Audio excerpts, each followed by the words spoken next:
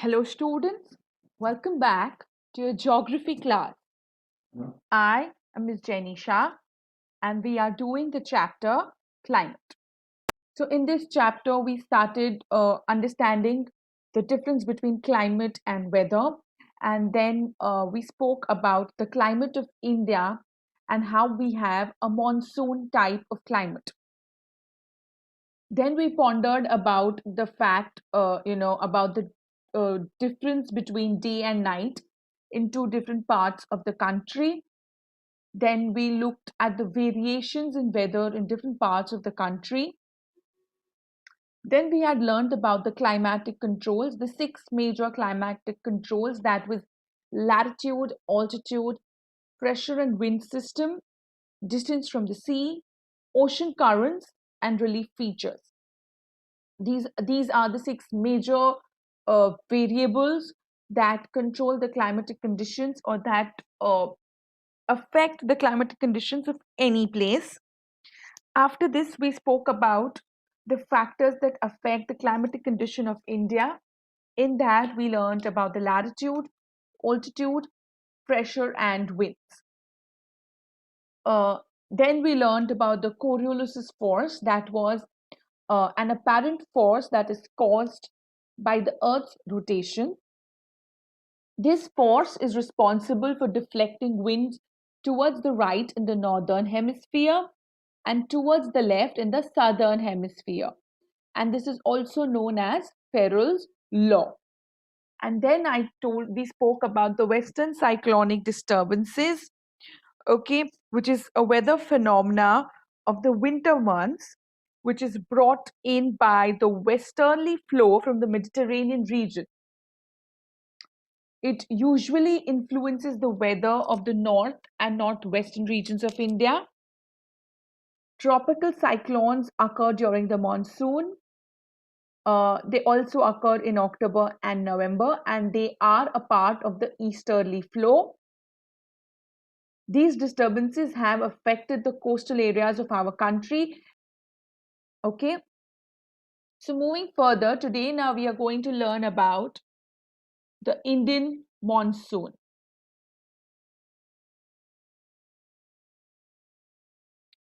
Today now we are going to learn about the Indian monsoon. Now, the climate of India is strongly influenced by monsoon winds. The sailors who came to India in the historic times were one of the first to have noticed this phenomena of monsoon. They benefited from the reversal of the wind system because they came by sailing ships and they came on at the mercy of the wind. The Arabs, who also came to India as traders, had named this seasonal reversal of the wind system as monsoon. Okay, so monsoon has been influencing Indian climate for a very long time. And early in the historic times, when the sailor used to come to India, they used to witness this phenomena, that was the reversal of the wind system. Okay, and it used to benefit them a lot. So they named this phenomena as monsoon.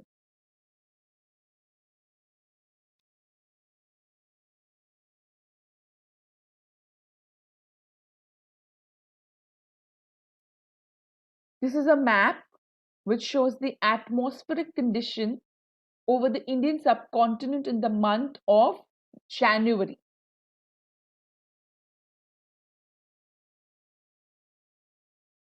So if you see, in January, the winds are flowing towards the west. And now this is the atmospheric conditions over the Indian subcontinent in the month of June. Like you can see, there's a reversal of wind from January to June. You can see there's a big reversal of wind which is taking place. Now the winds are flowing towards the northeastern side.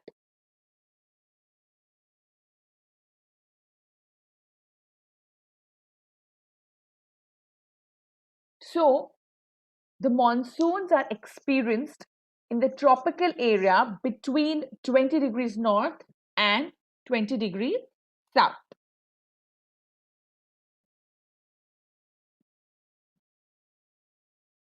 Now we will try to understand the mechanism of monsoons, and for that we need to understand some facts. Number one, the difference in the heating and cooling of land and water. The differences in the heating and cooling of land and water, it creates low pressure area on the landmass of India, while the seas around experience a comparatively high pressure. Okay, so what happens is on the land there is low pressure and on the sea there is high pressure. Number two, the shift of the position of intertropical convergence zone, ITCZ. The shift of the position of ITCZ in summer over the Ganga plain, okay, is also another factor. So basically this is the equatorial trough, normally positioned about 5 degrees north of the equator. It is also known as monsoon trough during the monsoon season. Number three, the presence of the high pressure area, that is the east of Madagascar, that is approximately 20 degrees south over the Indian Ocean. So there's a very high pressure area over there. And the intensity and the position of this high pressure area, it affects the Indian monsoon. Then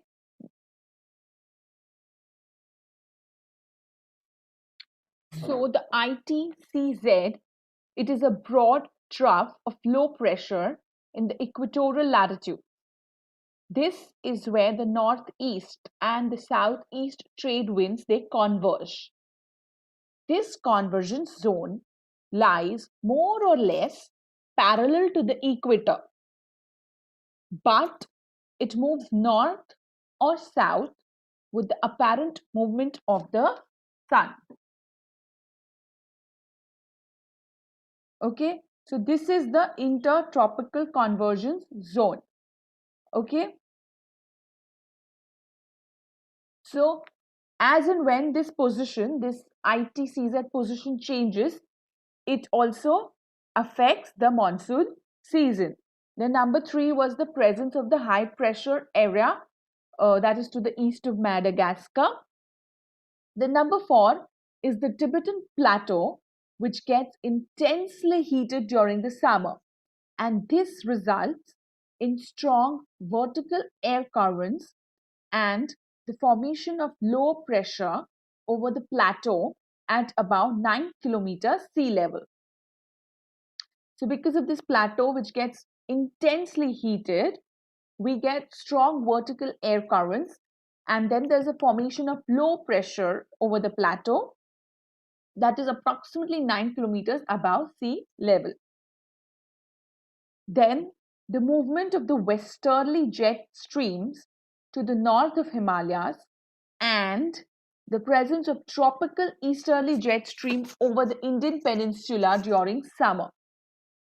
These are basically the facts, okay, that help us understand the mechanism of the monsoons.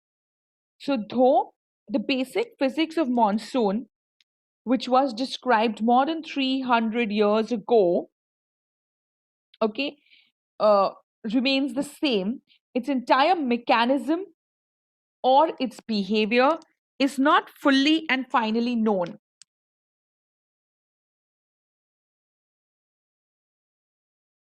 Many of its aspects are still being researched.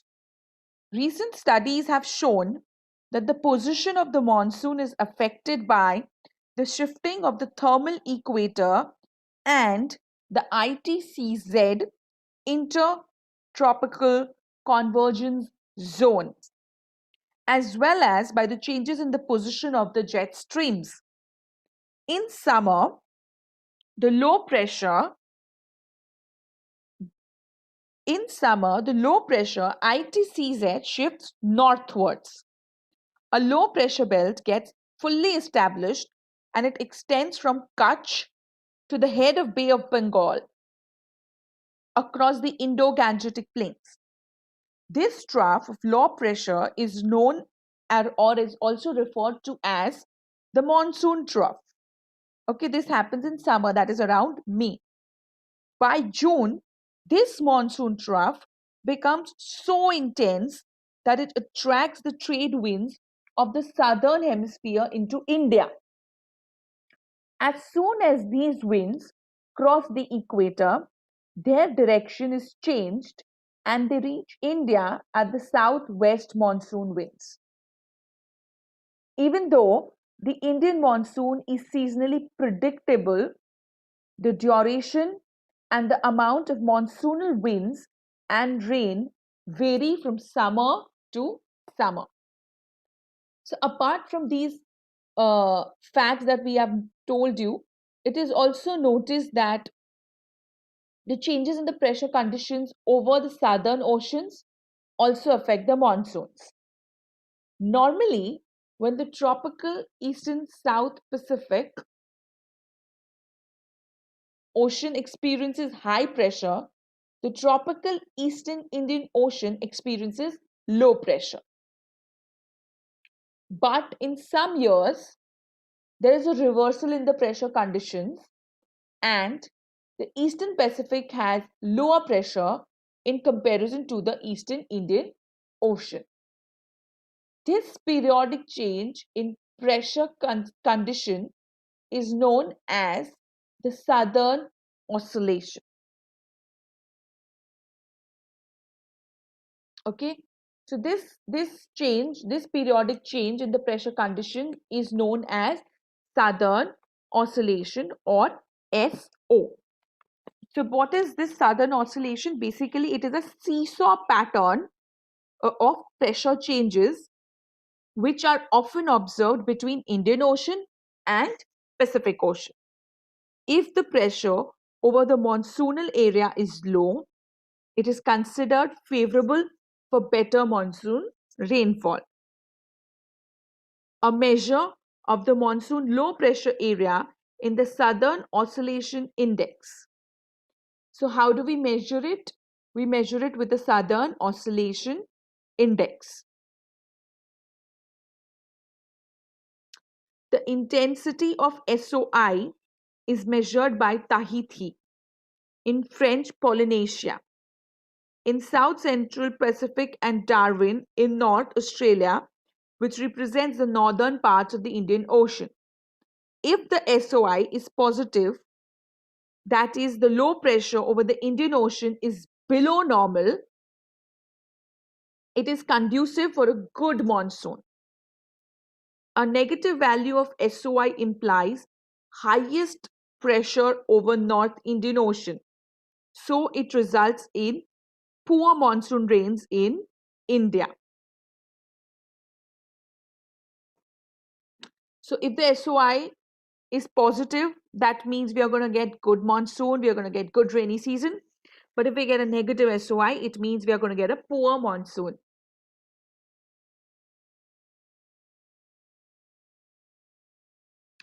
Now, during the cold weather season, the northeastern trade winds cause rainfall on the Tamil Nadu coast, and the Mediterranean depressions cause winter rainfalls in the northern plains. Now, like I told you that SIO is measured by Tahiti in French Polynesia, in South Central Pacific and Darwin.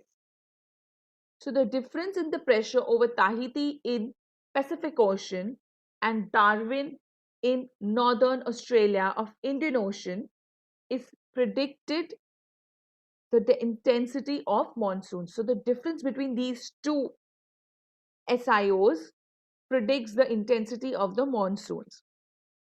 If the pressure differences are negative, it means we get below average or we get late monsoons. Okay, and if it is positive, that means we get good monsoons. Now, El Nino is a narrow current of warm water which appears off the coast of Peru in the month of December. It is a temporary replacement of the cold Peru current, which normally flows along the coast. Sometimes this current is more intense than usual and it increases the temperature by 3 degrees to 4 degrees. The increase in temperature now creates low pressure over the eastern Pacific Ocean. The pressure begins to rise over Australia and Indonesia, and these global changes in weather conditions can lead to a total failure of monsoon rains over India. So we have learnt about two other things, that is Southern Oscillation and Indian monsoon and ENSO. ENSO is El Nino and SO is Southern Oscillation. So this is Southern Oscillation, which I've told you. It's a seesaw pattern of pressure changes, which is generally observed between Indian Ocean and Pacific Ocean. Indian Ocean and Pacific Ocean, yes. Normally, the trade winds and strong equatorial currents flow towards the west. At the same time, an intense Peruvian current causes upswelling of cold water along the west coast of South America. So if there's this seesaw pattern, that means sometimes Indian Ocean has high pressure, then Pacific has low pressure, then sometimes Pacific has high pressure, then Indian Ocean has low pressure, and the winds, they keep doing a seesaw pattern. This is known as Southern Oscillation. Now, effects of El Nino. Now, El Nino is a name given to the periodic development. That means it's not always, it happens periodically. A warm current along the coast of Peru. Along the coast of Peru, a warm current is formed. Okay, it is a narrow current of warm water, and this appears off the coast of Peru in the month of December. Okay, now what happens is it replaces it is a replacement of the cold Peruvian current. So El Nino is a Spanish word which means the child, and it refers to baby Christ, as this current starts flowing during Christmas. So its name is El Nino, which means uh, the child, and it actually refers to the baby Christ. The presence of El Nino, it leads to an increase in sea surface temperatures. Now remember, El Nino is a warm current. So because of it is a warm current, the sea surface temperatures increase and the weakening of the trade winds in the region. It results in the weakening of the trade winds in the region. Okay, so we have learned today the 5 facts that we need to understand, 5 facts that are important to the mechanism of monsoon. Number 1 was the differential heating and cooling of land and water, which creates low pressure area and high pressure areas. Number 2 was the shift in the position of ITCZ, that is Intertropical Convergence Zone. Then number 3 was the high pressure area to the east of Madagascar, okay, which again creates a high pressure area and it affects the monsoon. Number 4 was the Tibetan Plateau. So these are the 5 facts or the 5 factors that affect the Indian monsoon. So number 4 was the Tibetan Plateau, which becomes very hot during summer, and it again creates a low pressure area over the plateau. And the last one is the movement of the westerly jet to the north of Himalayas and tropical easterly jet stream over the Indian peninsula. Okay, then besides all this, we also spoke about the southern oscillation. Okay, the periodic change in the pressure condition is known as southern oscillation, or SO. And then we spoke about El Nino, okay, which is a phenomena where there's a warm current that flows past the Peruvian coast, that is near Peru, okay, and it happens every 2 to 5 years. And the changes in the pressure conditions are connected to El Nino, and so this phenomena is often referred to as ENSO. ENSO. EN is El Nino, SO is Southern Oscillation. Okay, so with this I end today's class. Go through this much part of your chapters again so that you know your facts correctly. Stay home, stay safe, take care, keep learning. Thank you.